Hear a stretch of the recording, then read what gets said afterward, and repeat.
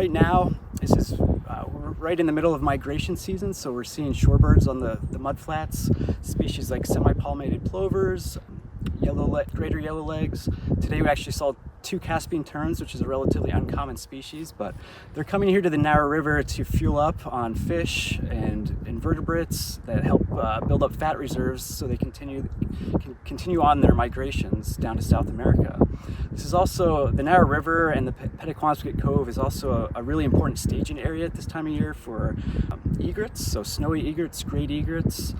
Sometimes we'll see black-crowned night herons here, and these are species that are coming to forage on these the pools and the pans that are in the marshes that have fish species that they like to eat.